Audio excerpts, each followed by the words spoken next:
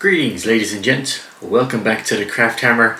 I'm your host Stefan, and in today's video we are looking at the new Death Korps of Krieg, their box set that was released for their update, and this will be one out of maybe 5 or 6 videos that we will be doing, and the intent is we are going to be looking at each of the models that have been released within this set, giving you a nice close-up review, modeling them out, seeing how it goes, to make sure that if you are interested in buying these maybe further down the line and actually having your own Death Korps of Krieg army, you will get a bit more info on it so that you're not going in blind, and hopefully this will help you make your decision.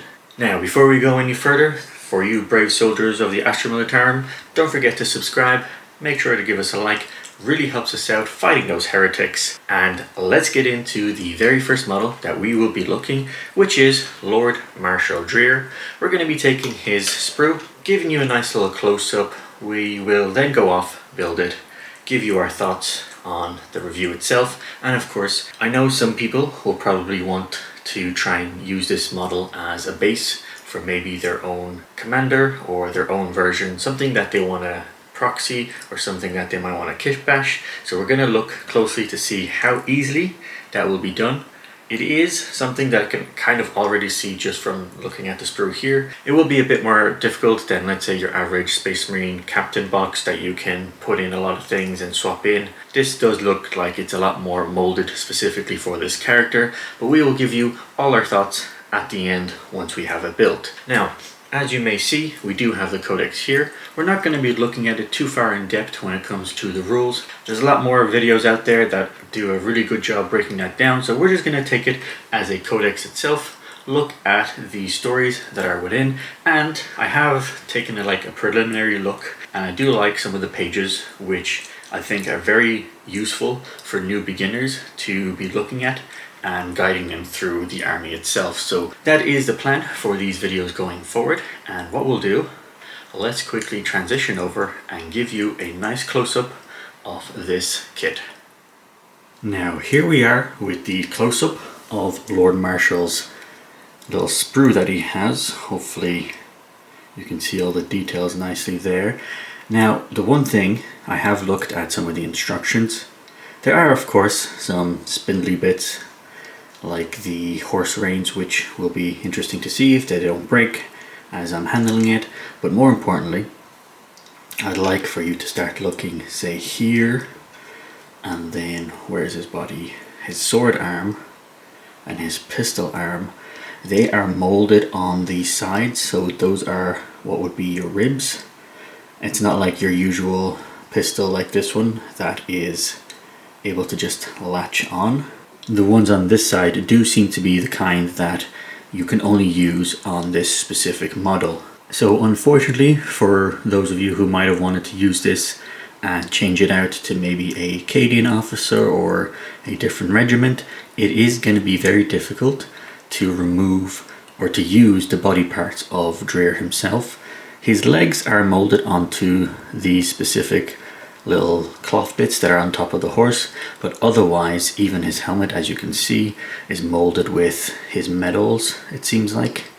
So you're going to have a difficult time if you want to remain using his actual body. I'd probably recommend that you look to change out his whole top, and hopefully whatever you're changing it with will match the bottoms. Definitely more difficult for those of you who wanted to kit bash this, but it's not the worst, I guess. Although we'll see once I build it myself and looking around it, we'll see how it goes. Otherwise, I am looking forward to it, although these little spindly bits are very fragile looking, so I hope they don't break, the little barbed wire. I don't think I'm going to be doing too many sub-assemblies. From looking at the instructions, I think I will just put him on top of the horse, but I might leave the horse off of the actual base itself, considering that you have all these little details that I'll need to paint, so they'll be a bit more difficult to get to. But yeah, let's get into it. I'm going to build this out and then I'll give you my thoughts with the finished model. And we are back with the completed and built Lord Marshal Dreir himself. Now he is not glued at the feet of the actual horse that he's on, and I did that just because as you might see, it will be a bit difficult to try and paint in between there with the barbed wire in the way. And of course we do want to get the underside of the horse painted up so that you aren't able to, you know, see some bare plastic if you happen to get in close and want to look around the model itself. But overall, I am quite happy with how he turned out. Very detailed, very nice. There's a lot of bits that are just interesting to look at. And let's get into, I guess, the overall building of it, so that if you're out there and you're curious, hopefully this video will help you out. Now, I did quickly put some sand paste around the base just to help create that texture. It is still drying, so I might have to go in a tiny bit more just at some of the edges, but otherwise the base is fine enough. The only thing that kind of did stand out as a slight bit of a negative is this little section here, which you can actually see on the camera there properly. The problem with that little section is they left gaps between the piece that holds up this sign, and there's also a little extra rock at the back there. They weren't part of the main section, so there's a tiny bit of a gap there which wouldn't have looked nice if you didn't put anything in there. So I just put in some sand texture paste. I'll put in a tiny bit more to kind of fill it out, and then I also put a tiny bit around this helmet as the seam was a bit too obvious that it's broken up, so just to help it out. But overall the base is quite nice. It is very complex with the little barbed wire. You will have to be careful not to break it, so do be aware that when you're clipping this little part off, it is very sensitive, so make sure to be, you know, gentle on it. So Dreir as a model, he is fairly decent, nothing too complex, and the worry that I had about the little leather straps for the horse, they're actually not too bad. They're not dangling off, so they're not going to easily break, which is a positive.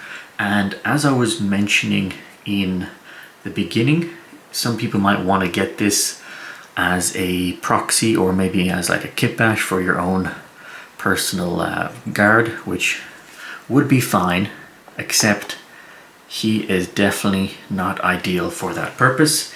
And the reason being is that his whole body, the way it's constructed and the way it's broken up into pieces, you will not be able to pretty much use the entire body. If you want to change out the last pistol and the sword to something else for your own commander, they are very much integrated into the actual foundation and the structure of his body, and even his gas mask that is attached to the front where he has his little medals, it is connected in such a way that you can't just swap a head and then all of a sudden you have a new character. It will be a lot more work, and most likely it will be far more difficult than your average kit bash. So if you are not experienced at kit bashing, I would not recommend you trying to do this as your first time, that's for sure. You definitely need a lot of work and a lot of patience to properly remove the head, and if you want to also remove the arms to change them out, they will also be a bit more difficult than your average swap. When it comes to sub-assemblies, I generally don't think you really need more than just not gluing him to the base. I think that overall you have good reach within the majority of this model, so you should be able to access every point and effectively paint it. I really don't think you need to do anything more. If you do, you will just start making it more difficult for yourself. It is a lot of small pieces that come together here, so I definitely don't think you should be splitting it even more than it already is. Now, one really cool detail that hopefully you'll be able to spot, if we turn him around, you can see a broken up and torn up leg from the horse itself, and inside we see like little canisters and hydraulics that are put in. So it's a very cool little addition to show that whatever this horse is has already taken some damage, and they've had to reconstruct the leg, which is pretty gnarly, and the flesh is very torn around that area. So it's definitely something that will stand out, and especially if you go in there and paint it with some nice little highlights to make the metal inside kind of pop out so that you know that there's damage there. Overall, I'm quite happy with this model. I'm glad that I got to build it. Can't wait to paint it up. I'll try and get that done soon enough. And I do have an idea where I've seen some interesting looking horses online, especially when it comes to, I can't remember the actual breed itself, but it's from the Arabian Peninsula, and if I remember correct, it has like a shiny sort of metallic looking coat, and I'm hoping that I can replicate it on him and his horse. So I think that would look pretty cool to make it stand out that he has kind of a more special steed, and it's not just your average horse that they've managed to create.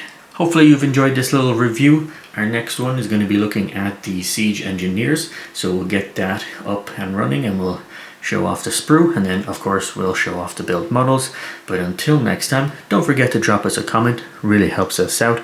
Make sure to subscribe, join our ranks as we fight those heretics, and of course don't forget to drop us a like, really helps us out. And wait for the next video. So until next time, take care folks.